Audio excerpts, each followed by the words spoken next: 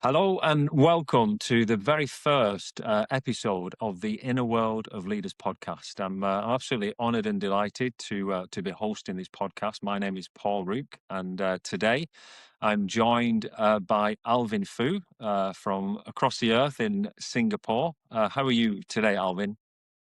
I'm very well, very well. I am delighted, and I'm also honored that I'm the first one on your podcast.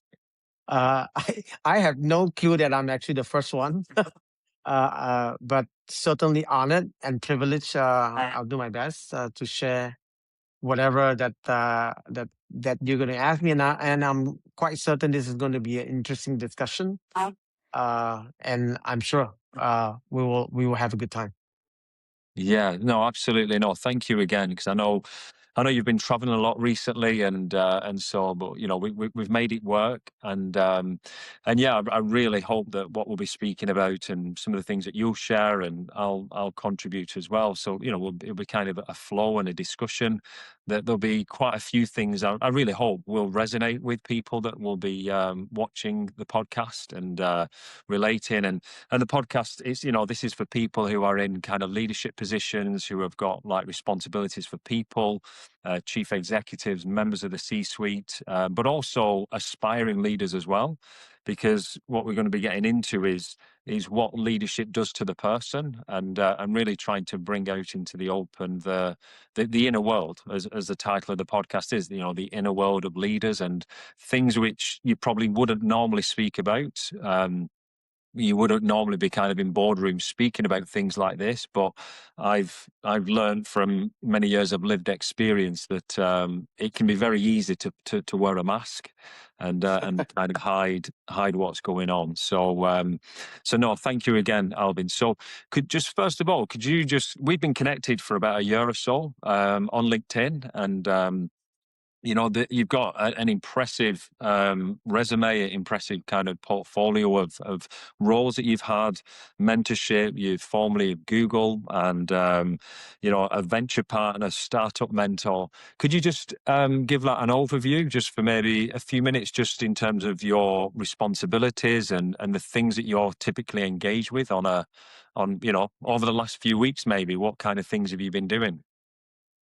Well, I am actually running a startup, uh, more like incubating a startup. I actually work with a team of people that is actually across geography. So they are located in some in the Canada, some in Hong Kong, some in China, some in Thailand. So they are stretched across geography. So I've been working with my team to build uh, the Web3 application that really look into tokenizing real world assets. So that's what I've been working on. And of course, I at the same time I also look into investment, and that's the area that I've been focusing for the last couple of years. But of late, I've been really focusing on building that business with my partner, who's actually she's actually based out of Canada. Yeah. Been in the tech space for I think almost 30 years now.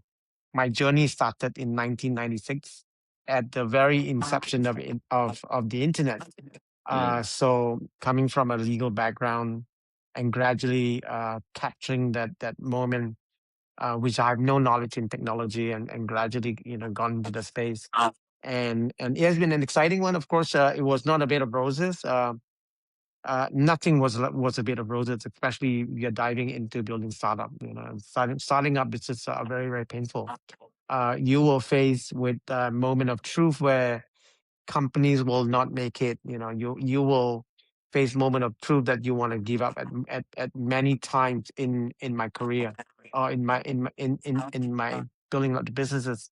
So it's not a bed of roses, but a lot of people look at startups. They look at those successful people, Mm. right? They look at, when you get there, right? It's not many people actually get there. There are more people who actually don't get there. So that's what I've been doing in the last 30 years. And of course, I've gone on to work with some of the very successful companies, and also very inspiring companies over the years. And I have a very, very lavish 30 years, a wealth of experience. Of course, that doesn't matter very much now, because We have just gone from a very high tech acceleration in the internet business, and then gone into diving straight into the AI era, which Mm. completely changed everything. It's like Yeah. everything that we have learned, everything that we have experienced, the 30 years of experience is now all down the drain already, because now it's a different world, and we are really, really at a stage where we all have to learn all over again. And how do we now co-work with a super intelligent who can 10x or 100x ourselves? So we are really, I've actually gone, I've actually experienced, what was the world like without connectivity, where Mm. connectivity was very basic, because I came from that world. I also had the opportunity to experience what is it like to have a broadband connectivity, right?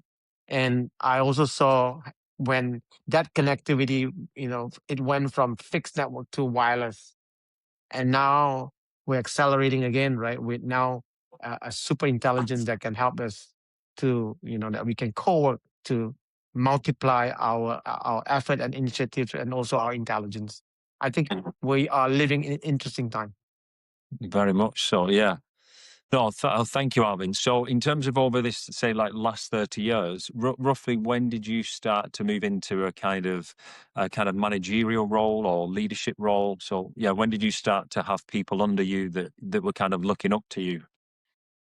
I I actually had that opportunity when I first started my own business after graduating from university.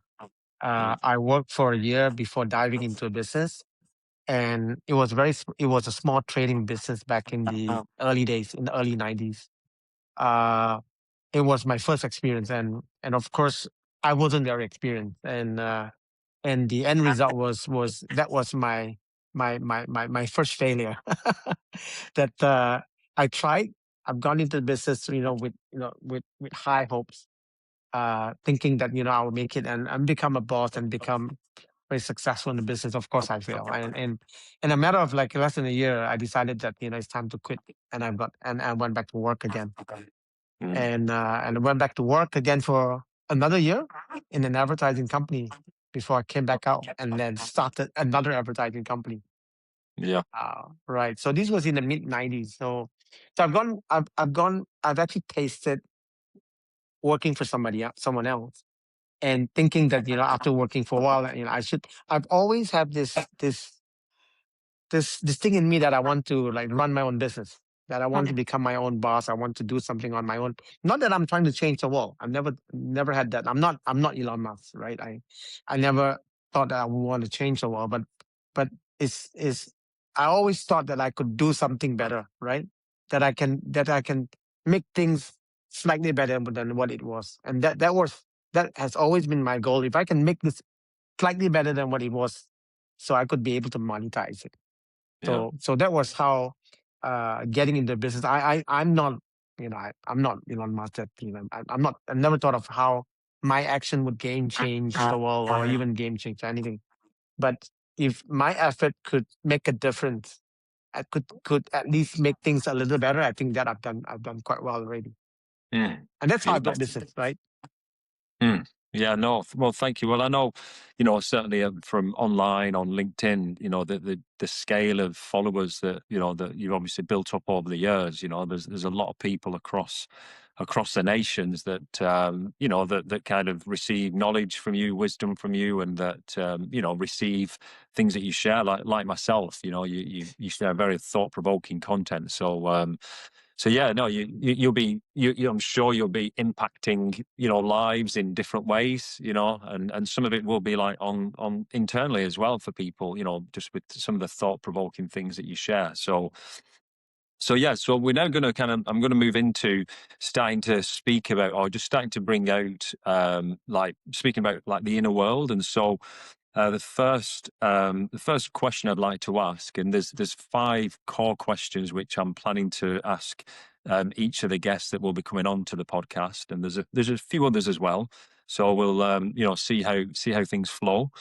So the first question is, what is for you the private pressure that you carry that perhaps people around you, and I know you said you got like your business partner over in Canada, that perhaps that they never really see?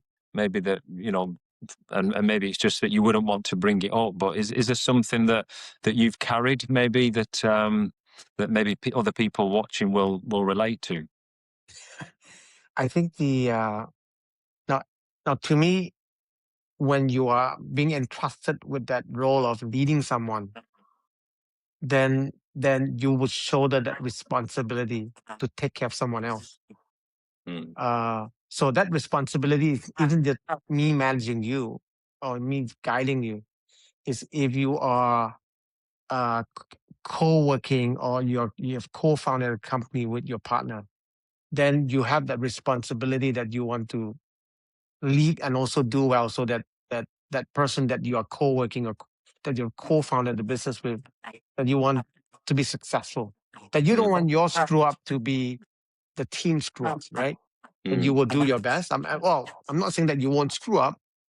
You will, and everyone will.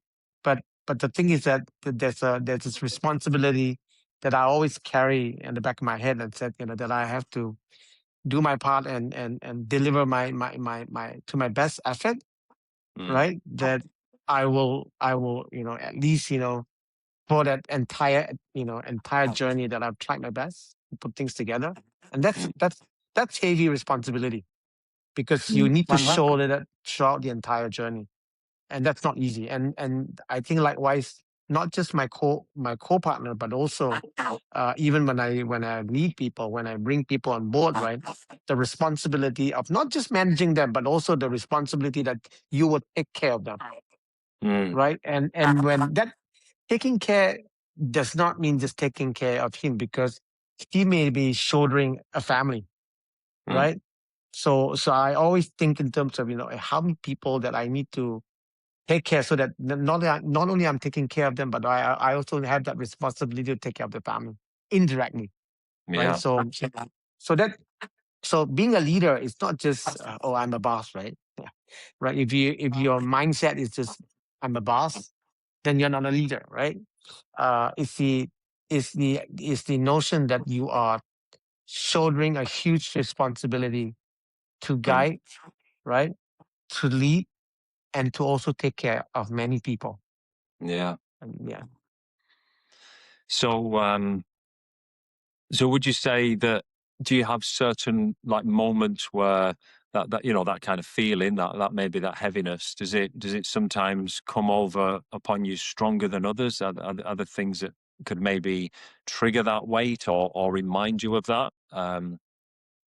I In I c- I think I constantly think about it all the time, and in fact it becomes even more prevalent when the company is going through difficulty, mm, right? Because then you start to think, what if you don't make it, and what if you can't pay salary, what if the entire company, or you have to start retrenching people, and so forth, right? So that becomes an even greater pressure, because not only that you are asking him to go, but you are also having that shoulder, the responsibility that person will have to leave without a job for at least for the short term.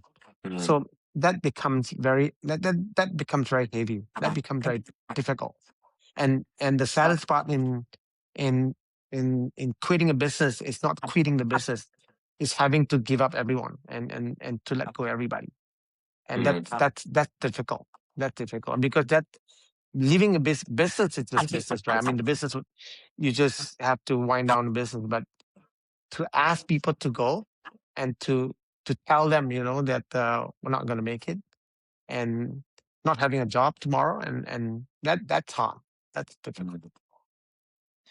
Well, yeah, no, I can relate very deeply, because it was for me 7 years ago, 2019, where my, what was a kind of 15-person agency, just different things culminated to such an extent that I needed to almost in order for the business to survive, to almost let everyone go and just almost go back down to becoming just like one two man operation again.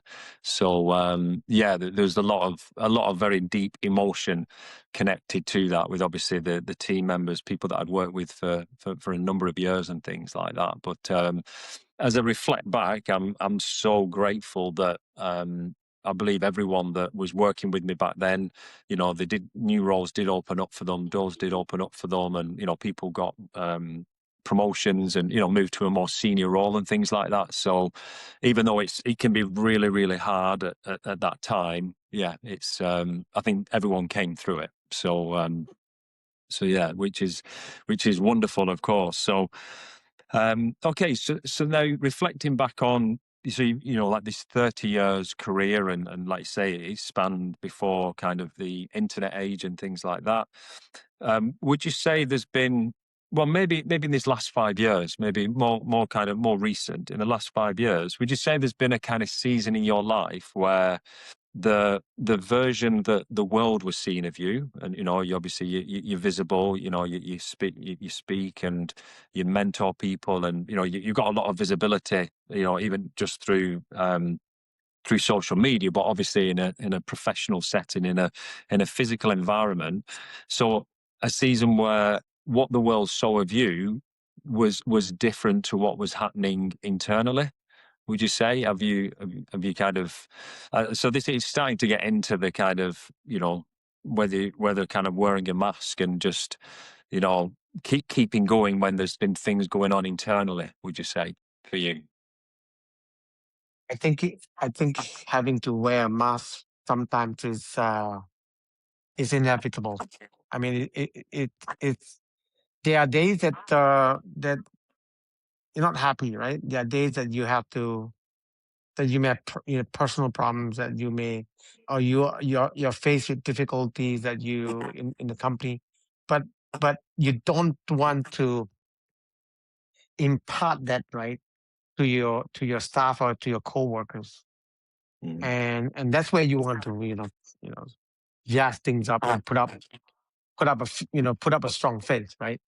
And mm, that's good. I mean, it's never bad to put up that mask, because I mean, what you're trying to do is that you're trying to just you don't want to make things worse, and mm, I think that's inevitable, right? Whether that's going to be at work, that's going to be your personal life, and sometimes things are not great in the office, right? And then you didn't want to like bring the matter back home. The same, right? So you put up a show, right? Similarly in the office, in your personal life, and also when you network with friends and coworkers. I think these are moments that's not that's it's hard, and sometimes you do it without you realizing, mm, right? And that's normal. And I think as long as you are as your intent is good, you it's all good intent. I mean, that's fine. And I think we all do it, and mm, sometimes we all do it without even realizing it. And I think that's perfectly normal. Like I said, as long as the intent is good, right? You're not putting a mask so that you have a bad intent.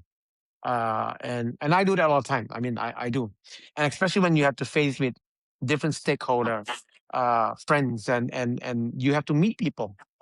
And mm, sometimes, like moment like this, when I'm doing a podcast, or moments when I'm standing on the stage doing a keynote, right? I mm. have to put up my best, right?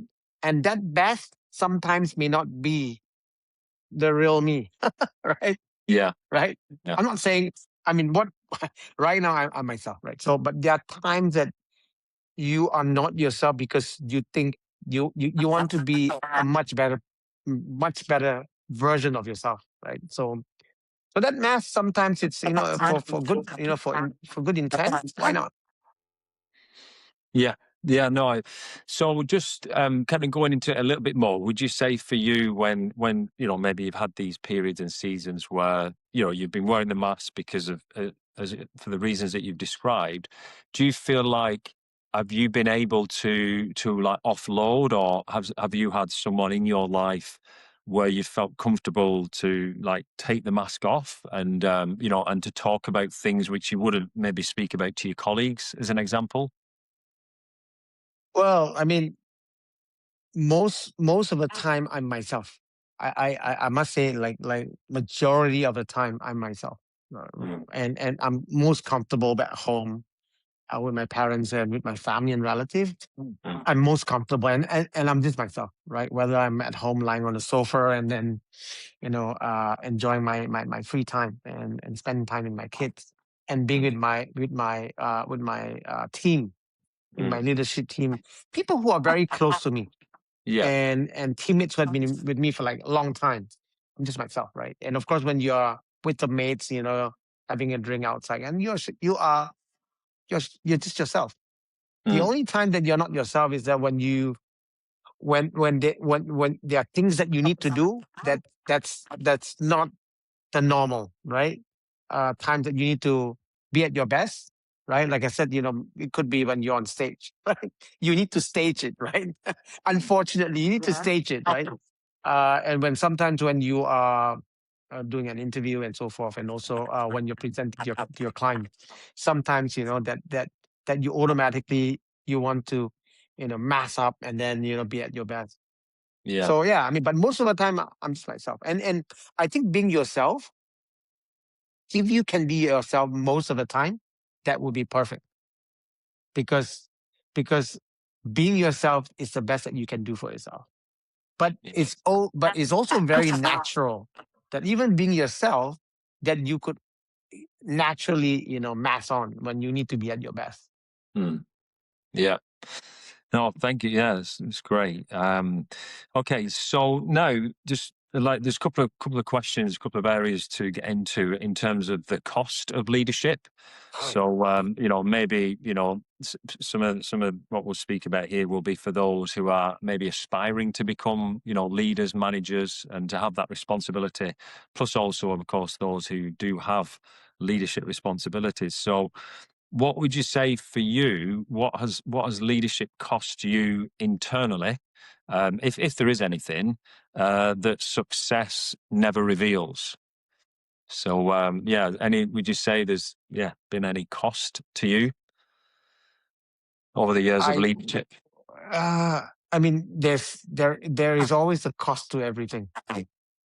Uh, and in whatever that you want to do in life, there's always a cost, right? The question is whether how big is that cost, right? So in whatever that you do, like let's say that if you're starting up, right? So it's either you go and work for someone else, and then you don't have to care, right? The trajectory of the company, you just collect your salary, and of course, then there's also the cost of going out on your own, and that you have to start looking at cost of running the business, your time, your effort, and so forth. And same thing with leadership, right? There's always cost. Sometimes to take on certain role, you know, some of that role could cost you time, Mm, from your family, time from your personal life, time from your time going to the gym. So there's always cost. And again, it all depends on how much of that cost are you willing to part with, right? mm, Sometimes I've got friends who are some of my friends, or some people that I want to hire, right? Or some people who are working on my team didn't want to take a certain role because the price to pay for that role is too high. Like, need to yeah. travel, he needs time off from the family, or he needs to spend a lot of time on the weekends on the job. Mm, So yeah, he didn't want a job. So again, there's always a so so whenever I take onto anything, not just leadership role, but on anything that I do, right? I always ask myself, am I willing to part with that cost? I mean, am I willing to pay the price? There's always a price to everything. So yeah. I think the question that the cost is the price to whatever that you do, right? And as long as you think the price that you have to pay, a price that you can comprehend, a price that you can accept, I think that's a great opportunity, Mm, okay. right? Yeah. Okay. Yeah. No. Thank you, Alvin. So then, in terms of for you, in terms of success, and obviously success can come in different forms, but from looking at your career and resume and everything, you've had successes along the way. So I'd just like to ask if you're okay sharing what perhaps has success made easier for you externally, but potentially harder for you internally. If I don't, does that make sense? So again, it's yeah, and obviously this could be related to financial things, or it might not. It doesn't have to be financial, but yeah. Uh, Again, I think success is really something that you need to define yourself, right? Uh, and at different stage of your life, success will look very different, right? Like in early part of your career, that success would mean you do well with your job, you get promotion, right? You find the right women, right? All these are success, at your very early stage of your life. But as you grow older, let's say you grow to certain like me and at my age, right? Success would mean being healthy, Mm, right? mm, That I want to be able to live a long life as long as I'm healthy. So mm, how I would measure success now is that whether I can still run, I can still jump, I can still play my favorite sports, right? So that's success. It's no mm, longer in terms of how much wealth that you can accumulate at this stage, but in your early part of your life that you will look at the measure of success is really down to numbers, right? And mm, down to your job, down to your how you build your business and so forth. So again, you need to define that, and your definition will change mm, along the way, right? And I mean, some people would continue to drive. I still continue to drive out in my work, but my definition of success is no longer from what it was when I was younger, yeah. right? So you need to constantly self-evaluate, and that's what I do. I mean, I self-evaluate. So at this stage of my life, so what does success look like? Mm, And moving forward, as I grow older, what would that look like, right? yeah. And that the certainty of us as when we are born, right? The only two certainties is we are born and the end, right? Those are the only two certainties. And within that two certainties is really how you develop your life and build that milestone. Now, people always say that we should have a we should have goal, a lot of big goals at the end. I think all of us should celebrate what we call micro goals. Now we should have a lot of micro goals. Why just celebrate one time at the end, right? Mm, Why not celebrate all these micro goals and micro goals that you have along the way and celebrate them? Whether that's going to be with your family, that's going to be with your job, that's going to be your colleague, that's going to be your buddies, right? Celebrate them, yeah. and you would have great memories. All these micro memories that you build, right, will make you a very happy person, Mm, right? yeah. And then you have a lot of things to share, right? And instead of most people will look at I have a big goal. I'll work toward, and I'll work 10 years toward that goal. And when I achieve that goal, I'm happy.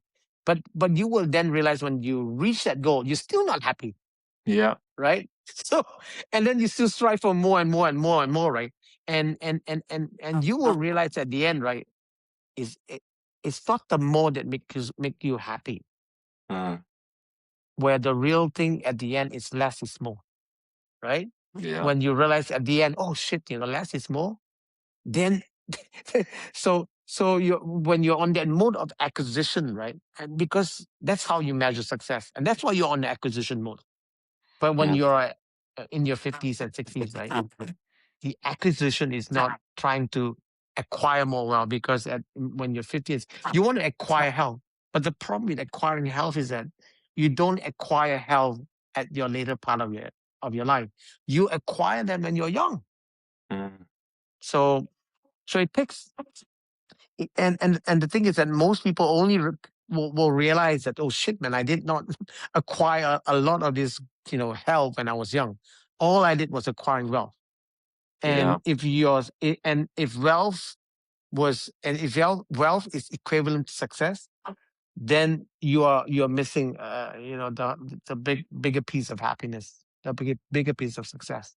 because Yeah. success would mean at this stage, right, being, that you have sufficient funds, you're doing well, you've got a job, you have got respect, you have got peace at home, and a great family, great kids, and also a great health to enjoy all that, which is Yeah. lacking in many people, which is lacking in many, many people. No, thank you, Albert. No, this is really powerful because before you mentioned a few minutes ago, like you saying about striving, striving for more, and I've been there. I've kind of lived that life before, and particularly through my 30s, it was about growing the company. It was getting new clients, bigger clients, hiring more people, getting a bigger office. Doing more, and I was living in that way that you described, where yeah, like striving for something, but then when you get to that kind of target, potentially like a revenue target or size of team target, you still keep going because it's not you're not satisfied, and it's well, you could call it like the treadmill of life, or just the can yeah, how the world can so often we can be made to feel is that yeah, you need to be growing, you need to be doing more, growing, and that usually correlates with finances as well. Bigger job, more money, more salary, more responsibilities, bigger house.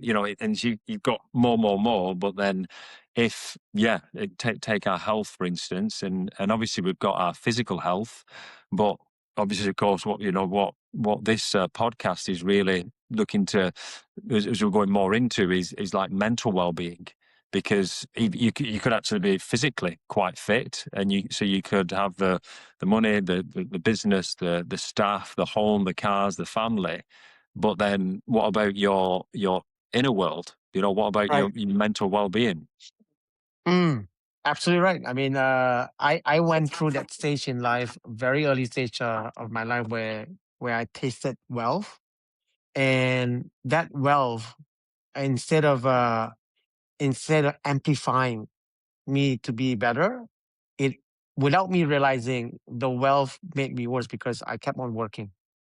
Right, I kept on working, and I kept on taking on pressure, and I was also spoiling myself, having a great time, not spending enough time with my family, spending time with friends, and doing all sorts of wrong things, because it's how we it's how we define success that was entirely wrong, right? Because we thought working hard, pumping in the minutes, getting things done, building the company, we thought, this is success, mate, right? Mm, Uh, well, and we then realize, instead of trying to balance, our life wasn't very balanced. A mm, great chunk of our time are spent on working. That we completely miss the idea of what happens to mental being, what happens to health, right? Simple things like sleeping well, mm, getting enough sleep, eating well. Right. So we were eating, but we were eating very unhealthy food. We were yeah. drinking, but we were drinking very unhealthy drink.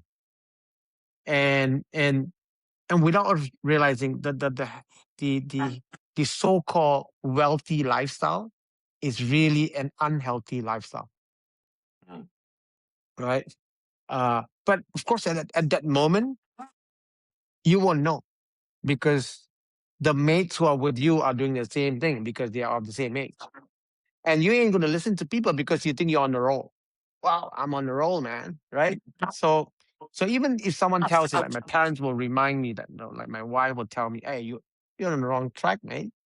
But mm, we won't listen because we think we're on the roll, right?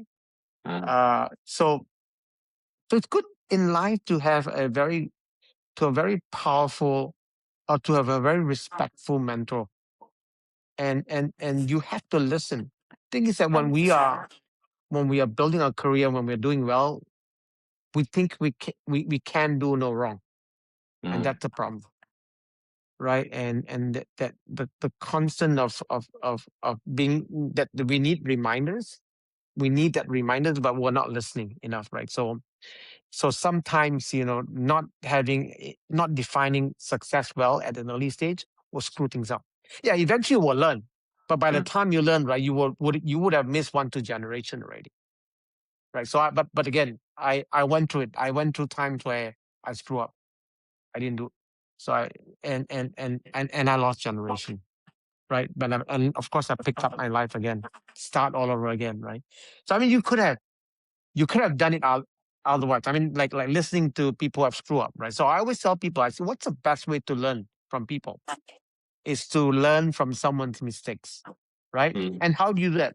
And the best way to do it, right, is that go read some successful people biography.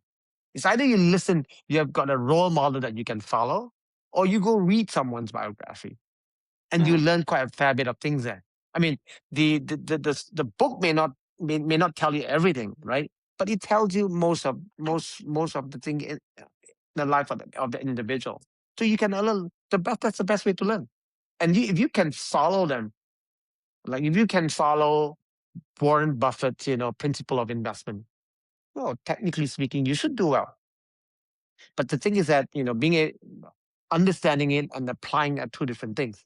So people who read it may not be able to apply it, But if you can apply it, you do well.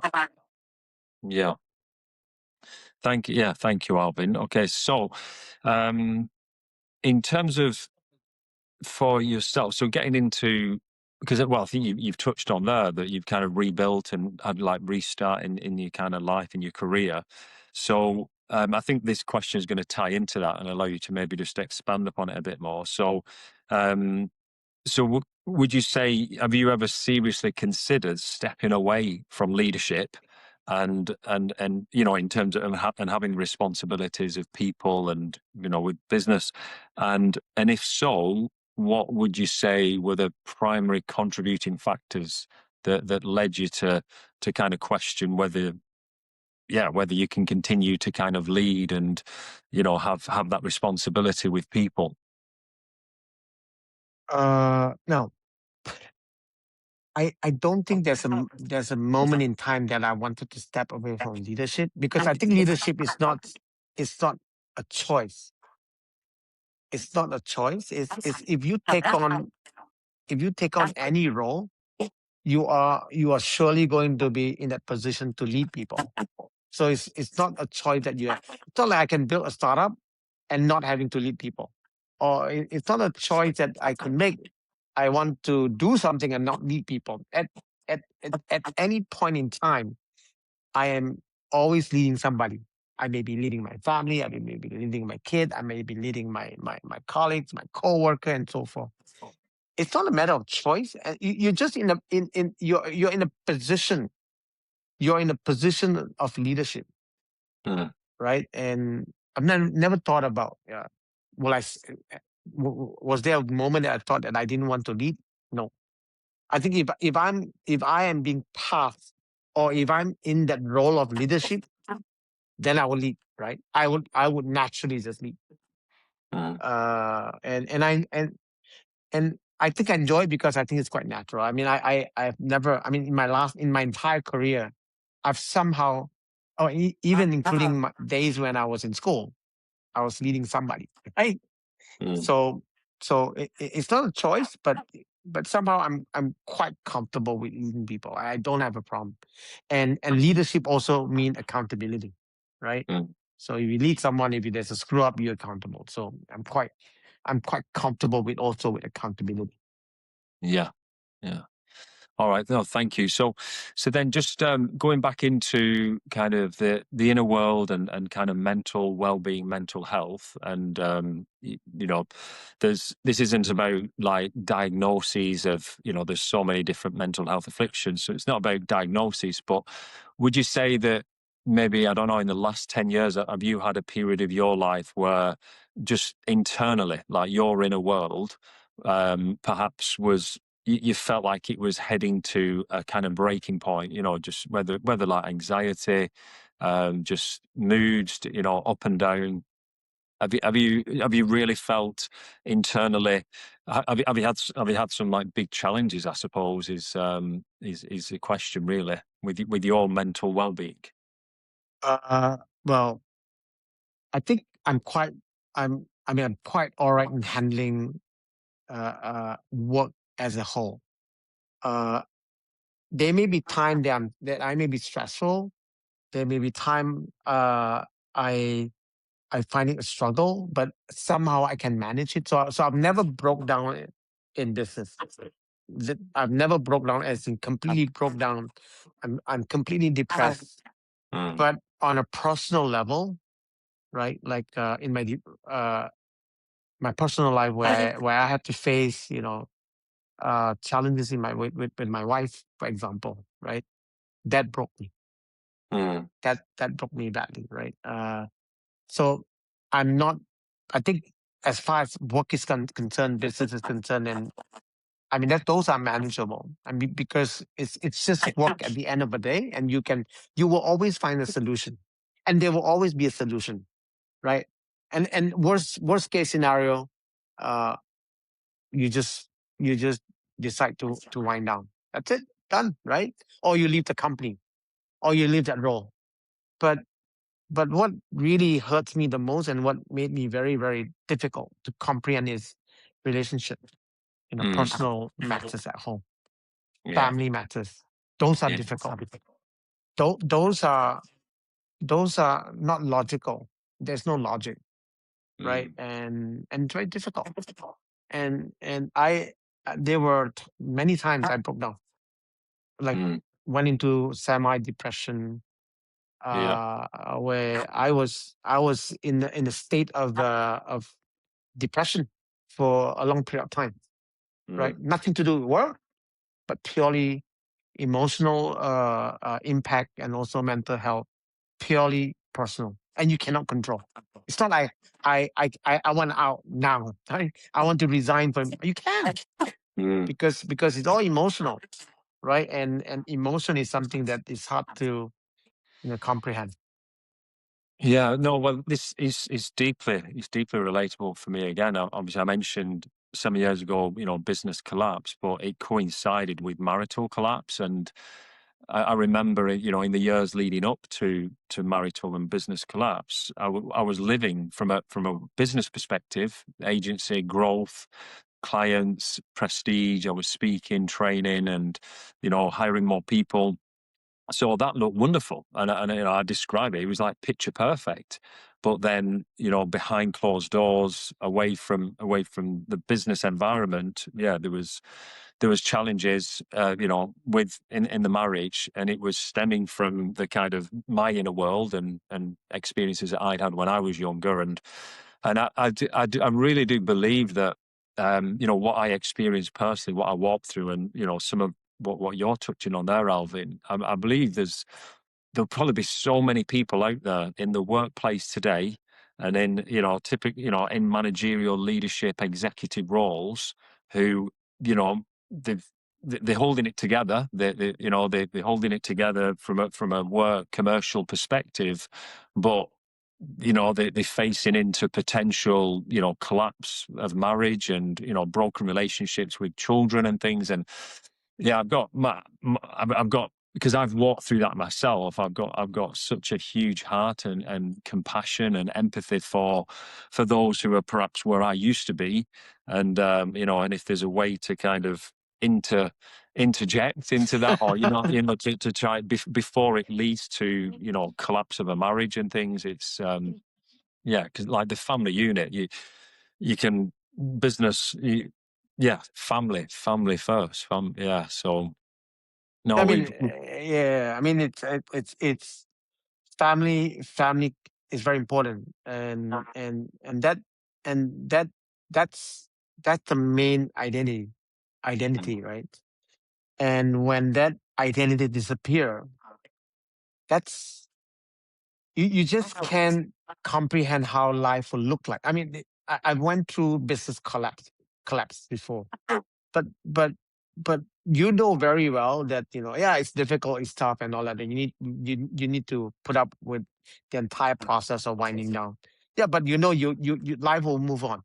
You mm, either get a job, yeah, it's not pleasant. I'm not saying it's pleasant, right?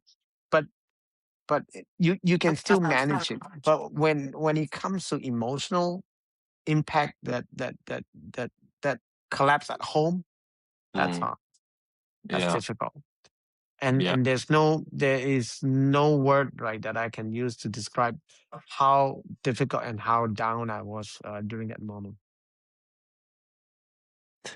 Yeah. So, well, I think um, couple of questions here may just allow you to expand a little bit on some of the ways that you processed what you were going through, like behind closed doors. So, would you say that there's been things during your life, and I know you spoke about priorities that you used to have, you've got different priorities now in terms of more focused on like your health to enjoy your life and things. But would you say there's been things for you that you've had to unlearn? Things like, maybe belief systems that you had in your earlier years, that and by unlearning those things, you become like a steadier man now, and you just feel more peaceful now. Is there anything that comes to mind?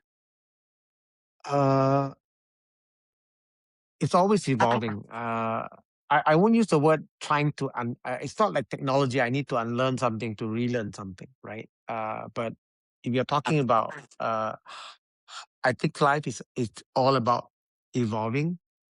And as long as you are evolving and you are constantly adapting, right? Then you're doing okay, right? The only problem is that when you don't evolve and when you don't adapt and change, I think that's a problem. As long as you're evolving, yeah, we will always make mistake, and that makes us human, right? We're not gonna be like perfect, right? So the fact that if you're evolving, you recognize your mistake, then you evolve, and then you adapt and change, right? I think that's fine, and that applies to everything. That Mm, applies to knowledge. That applies to how you define priority in life, right?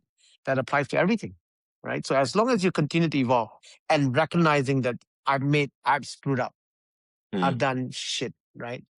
And how do I not make the same mistake again? And I learn, right? mm, And then I keep moving on. I think that's what life is about, and that's why I'm saying at different time of your life, you mm. would have different priority, and that sense of priority will help you define your goal for that moment. And Yeah. there's Yeah. no right and wrong. It's just a matter of priority, right? If you have it's always life is always balanced, right? It's a zero sum game. If you if you have a bit if you have more career, your health will always be here, Mm, right? So it's all about trying to balance, and it's and early part of your life, that balance, to you, that's balance, mm, because that was the weight that you are given to your priority in life. But as you come towards later part of your life, is that you start seeing more and more people, and even conversation people around at our age, right? It's all about, how do we stay healthy? mm. What's the best supplement to eat, right? And talk about longevity science and so forth. So the priority, right? And even the conversation, right? So we are evolving, and as long as we are evolving and adapting and changing, I think we're doing fine. Really, In- Yeah. I don't think there's Yeah. any wrong with it. Yeah. No, and it goes back to what you said earlier, just about the micro, and different context. But when you said about enjoying the micro moments and not just kind of waiting for the big things, and just reflecting back on that from earlier, when you spoke about that, I was thinking about how, of course, we've got the here and now, we've got being present, and really focusing on what's happening now. Or we can, and I've certainly been there many times in my life. We can spend time ruminating on the past and reflecting on the past and what we could have done, what we should have done. But we can also project the future as well and think about the future, worry about the future, crisis manage the future of what could happen, and yeah, staying as present as just staying present as much as possible, which, and then that allows you to appreciate the things that are happening now, and rather than just focusing on the big things that may be coming further down the line. Right. I mean, I I I I think one of the things that I've learned, especially during the collapse of my marriage, is that I used to think I'm always before the collapse, right?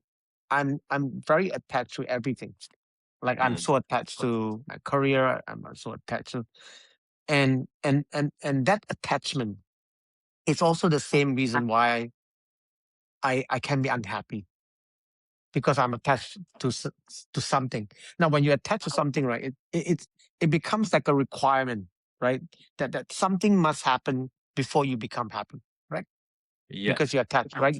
Like you're attached. Like when someone say, "I'm attached to my career," right? And so your happiness is dependent on the success of your career. And if it's not successful, you're not going to be happy, right? yeah, So so what I've learned from that collapse is that I learned to be detached. mm, I learned the concept of detachment. And yeah, why wait for something to be happy? Why mm, do I need to wait for I've succeeded, then I'm happy. Oh, mm, it's not raining outside, I'm happy. Oh, there's no traffic. I can be happy all the time mm, because happiness is a matter of choice. If you think about it, happiness is nothing but just a feeling, right? If you want to be happy, you just have to think a happy moment, a happy thought. You're happy already. So why choose to be so attached to things, right? And put requirement and criteria before you become happy. mm, So I yeah, learned, to detach because I was so depressed that that that I picked up the idea of, as if you are more detached, you're more likely to be more happy.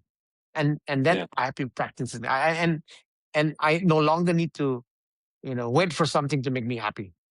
Why? yeah, Right? yeah, Just be happy, right? If that moment around you is not happy, do something to make yourself happy. Say something to make you happy. mm, Stay positive to make you happy, right? And that yeah, happiness, that thought itself makes you happy. Think of something that makes you happy and be yeah. positive. So would you say, Alvin, would you connect quite strongly happiness and peace? Because I was going to ask you about peace and how perhaps peace for you, whether it's fluctuated or whether you do things now. So again, I'm seeing it as like different feelings, emotions, and happiness. Just being at peace. Are you doing things now that maybe you weren't doing 5 years ago, which just help you to stay more peaceful? So again, not necessarily happiness, but just peaceful in where you're at.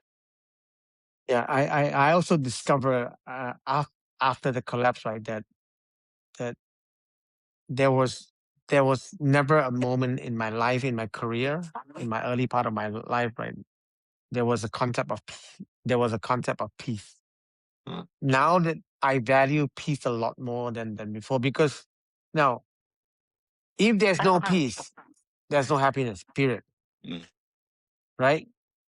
Period. I mean, don't even talk about trying to make yourself happy because if there's no peace, there's no happiness already. You're not peaceful.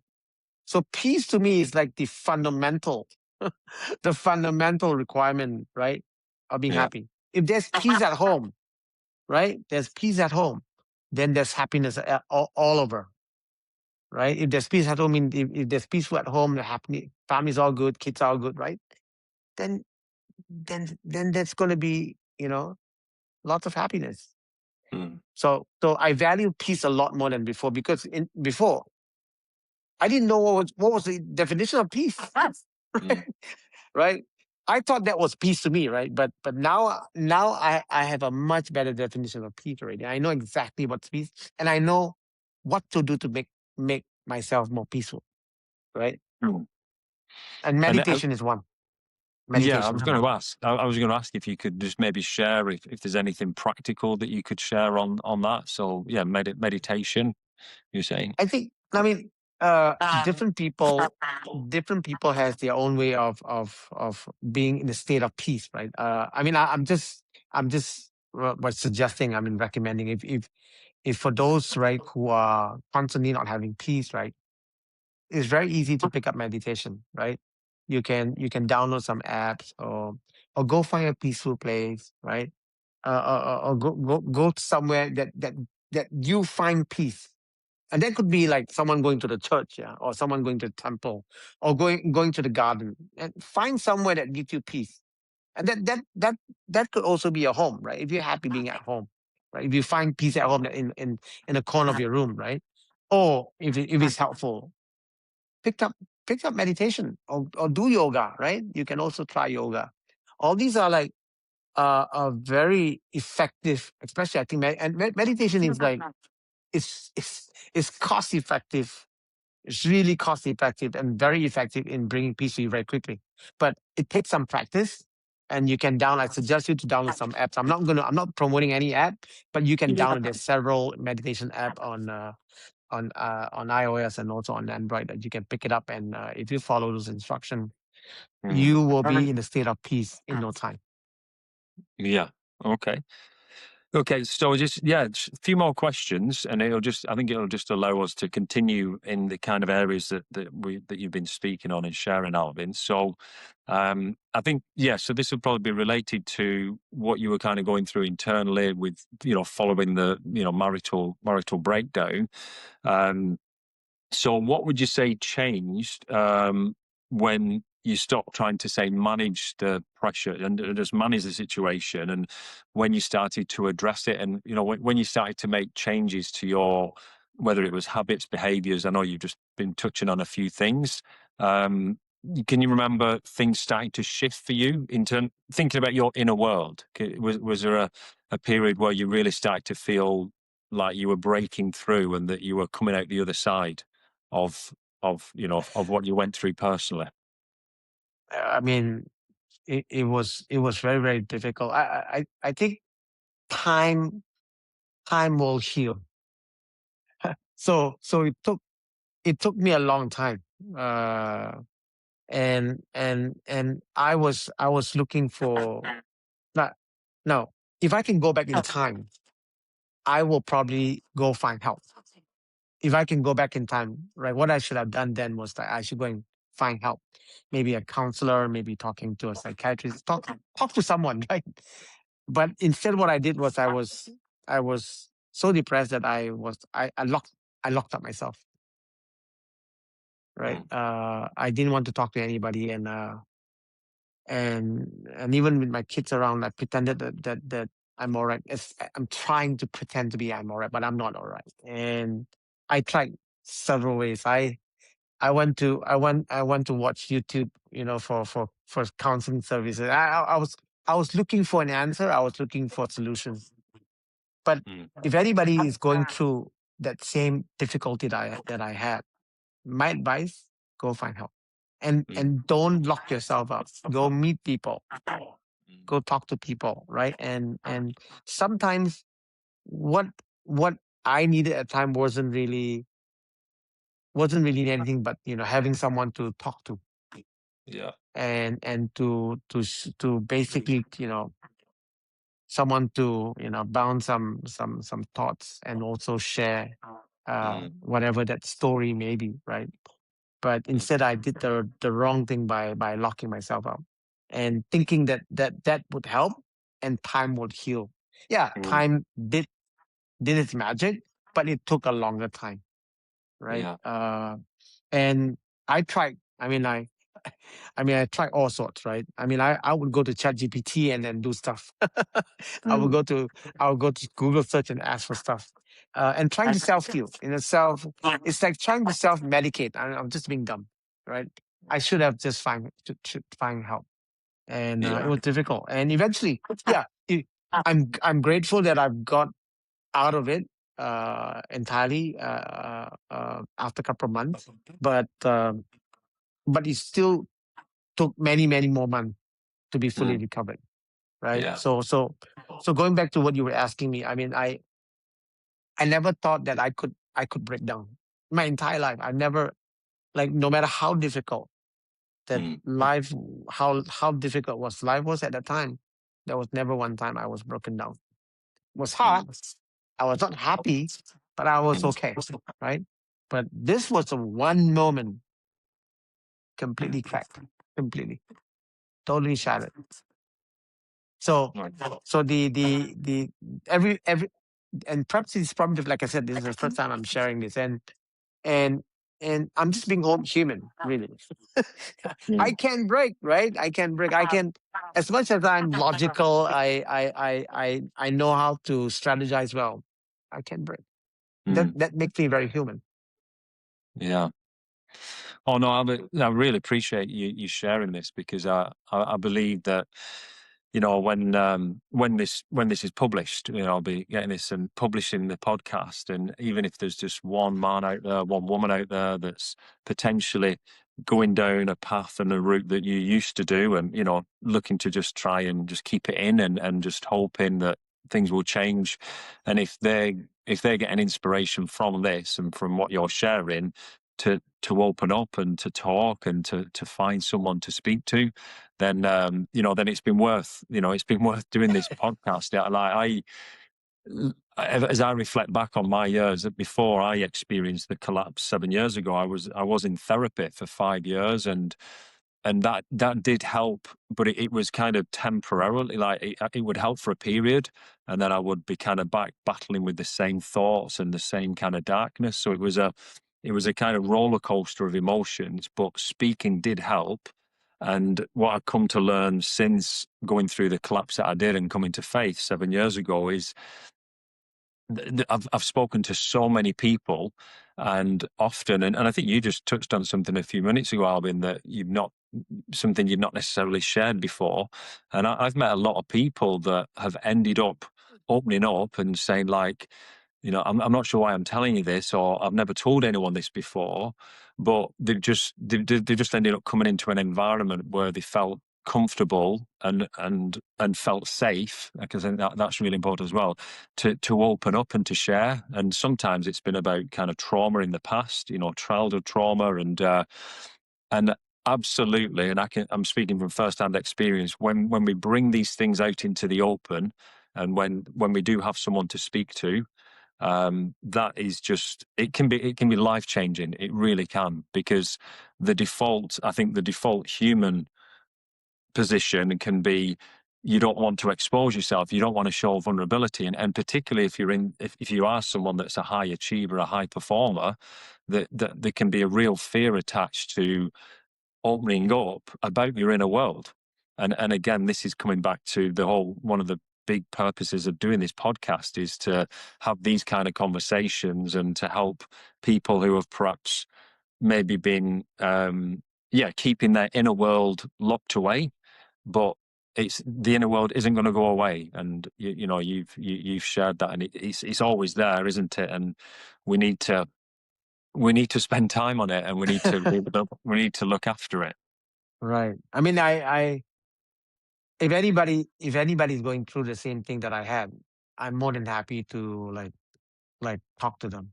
Like, Mm, I'm more than, I would volunteer, because I don't want anybody to go through what I've gone through.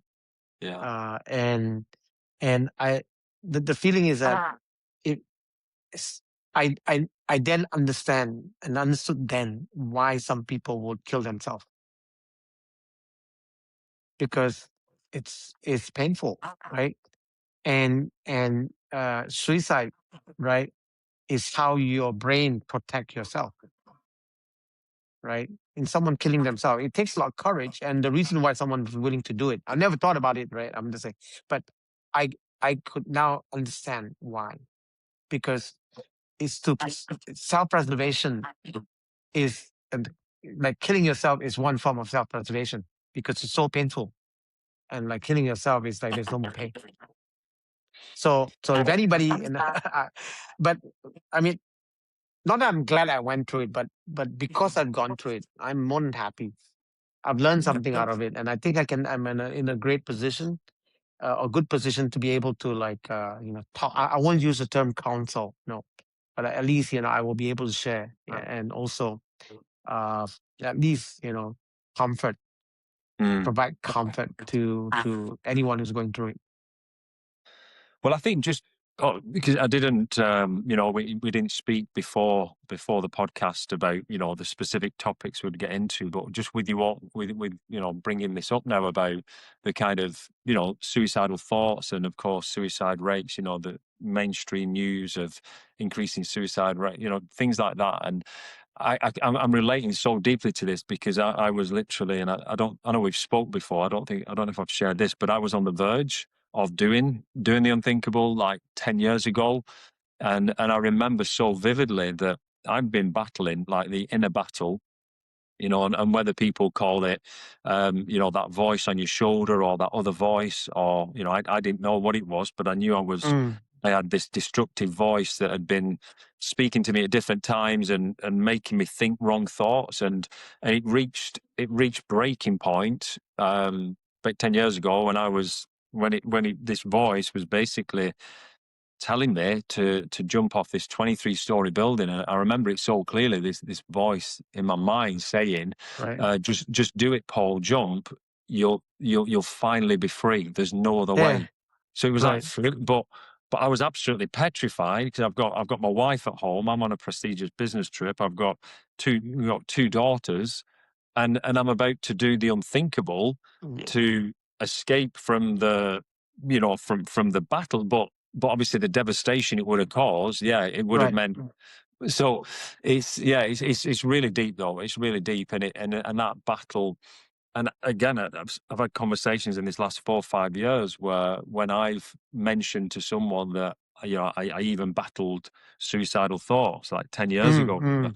I've had people say, sometimes people have just looked at me and been like, they just kind of nod, and been like, yeah, I've had some of those as well. And of course that isn't, typically you wouldn't be speaking about this kind of thing, particularly in a kind of professional environment, but it's a reality. And the Right. Right. statistics, Right. show, don't they? Yeah. Yeah. I mean, Oh, we all have our soft spot, right? And we're not invisible. None of us are invincible. It's just that no. it hasn't hit you yet, right? Yeah. And yeah, but at least now I know why some people would do the unthinkable. Really. Mm, yeah. Yeah. So, well, it's coming to a close, I think, for this first episode. It's been absolutely wonderful to spend this time with you and to get into the topics that we have, Alvin. I really appreciate your willingness to be open and frank and speak on things which I do believe will be very relatable to potentially many people. Um, so just a kind of closing, yeah, just as we move into closing now. So one of the closing questions really is, so for a leader or an aspiring leader, who looks fine on the outside, but knows that something is not right internally, and maybe just, watching this podcast, maybe it's the first time they might have heard things already that have really resonated with them. Um, yeah, what would you say to them, that person that's yeah, that's potentially facing into having to make a decision to do something different? Go get go get advice. Really, if you are faced with uncertainty, regardless of whether that is a professional uncertainty or even a personal uncertainty, go talk to people that you trust. Go talk to people that you respect. Talk to your mentor. Go talk to your family. Mm, Right? Don't keep it to yourself. And I think that, I mean, it's no brainer. I'm sure every one of us, right, has got people that we have got best buddy, right? Right. We have got best friends. We have got people that we have got high regards and respect. Go to talk to them, and I'm mm, and I'm sure you will find options, right? And they will provide you some clarity, and they will provide you guidance as to how to make up your mind and make that decision. mm, Don't decide on your own if you're not sure. mm, And the worst thing is that don't even try to think of things will work out on its own. Sometimes it's no harm, right? To yeah. call your friend and Mm, have coffee and chat it out, and then have a good discussion, and I'm sure you'll find an option, right? mm, The and we have we are blessed with a lot of friends, and we are blessed with family. Use them, use mm. them to, and that's my advice. Yeah, yeah. Okay, and just one other area that, just before we closing really, is, say for someone who's watching and perhaps maybe some of their decisions in their life, and that could be related to relationship, to marriage, without having to get into specifics, but for the one that's maybe battling with maybe guilt, or maybe some shame, or maybe even battling kind of feelings of condemnation. Again, maybe for mistakes they've made in the past, decisions they've made in the past. Do you have any? For that kind of man or that kind of woman, perhaps opening up to the people closest to them could be could feel quite a challenge because of what they're living with, because of decisions made. Would you have any kind of advice for someone that's maybe battling things which they're not sure, like who to speak to, or who would be, who would not be judgmental, I suppose, if they were to share? Well, I think you will definitely be able to find people to talk to, right? Like I take myself for example, right? I've done things that I was not supposed to do when I was young, very young. And that has brought trauma, and also at the same time brought shame to me. Mm, And what I did was to resolve that trauma and also to resolve that shame is to go and address that problem, like mm, to deal with that problem face to face. Like I would go to that person and apologize. I mm, don't care if that person wants to accept it, but I want to make that effort.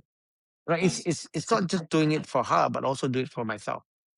That I feel good that I could approach that person and apologize for things that I've said or things that I've done or mm. things that I did not do, and Yeah, deal with it. Right? yeah, It's like if you can do this for yourself, consciously you feel good, right? Yeah, mm, that person may not accept, right? May not even want to talk to you, but the fact that you are able to, deal with it in a way mm, that you feel I've done my best, right? I've apologized. I have deal with the matter face to face. I feel good. So yeah, so even if the outcome is not what you would like, right? But at least consciously you feel right. And and believe it or not, I think the person will find a way to accept your apology, or to find a way mm, to accept the explanation. But yeah, yeah, time will tell. But at least consciously you're right. That's a great start to begin with. yeah, I think the word is to address and deal with the matter, because trauma and shame don't go away, mm, right? It will only go away, right, if it goes away here and here. mm, And the best way is to deal with it. And as long as you consciously feel right in dealing with it, I think mentally you'll be fine. And yeah, that's how I would do it. yeah. Oh well, no, thank you, Alvin. So to bring this first podcast episode to a close for the Inner World of Leaders, it's been a pleasure and an honor to host you today, Alvin, and to hear some of your personal stories, and I really appreciate your openness as well. We had a chat before we came onto the podcast, and you were saying that you've probably not really done something like this. Using speaking about things that are, the future and AI and things. But I yeah, I am really, speaking at ease. I don't have any pressure. In fact, I am as relaxed as I just told myself, right, to be open with the conversation and with the discussion, and just say whatever I want.